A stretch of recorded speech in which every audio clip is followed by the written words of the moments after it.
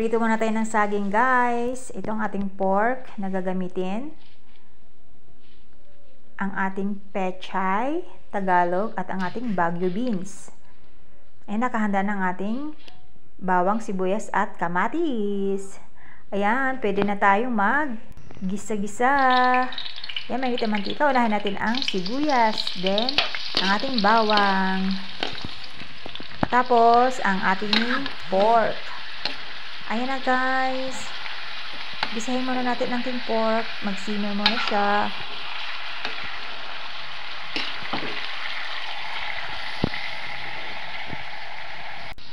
Takpan muna natin, guys, hanggang sa yan, ang kulay niya magputi-puti na.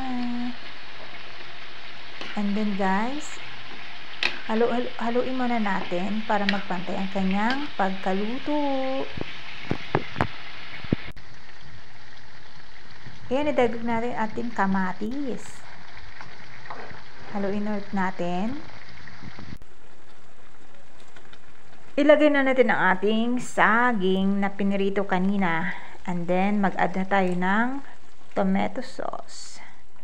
Tomato sauce from Del Monte. Kalahati lang ginamit ko, guys, kasi marami na yan. At saka, haluin muna natin. Tapos, takpan mo na hanggang sa manuot na yung tomato sauce sa ating karne. Ayan na, guys, nag-simmer na siya. Takpan ulit natin.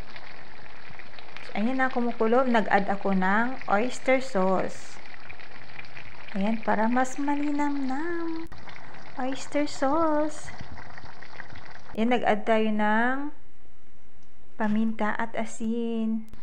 Ayan, nag-add din ako ng water para mamambot. Ayan na siya. Ang sarap na. Add na natin ang ating Baguio beans. Tapos, takpan ulit natin yan. Ayan, malambot na yung Baguio beans. Pwede natin ilagay ang ating salt and pepper to taste. And then, ang ating pechay. Ayan, guys, takpan lang natin siya, guys, para malambot ang ating mga gulay. Ayun, to. O, diba? Malambot na yung ating pechay. Haluin lang saglit. Tikman at ready na kumain. Ayan na, guys, ready na ang ating pochero. Happy lunch, happy eating, happy dinner. Okay, guys, enjoy your meal too. Thanks for watching, guys. Follow for more.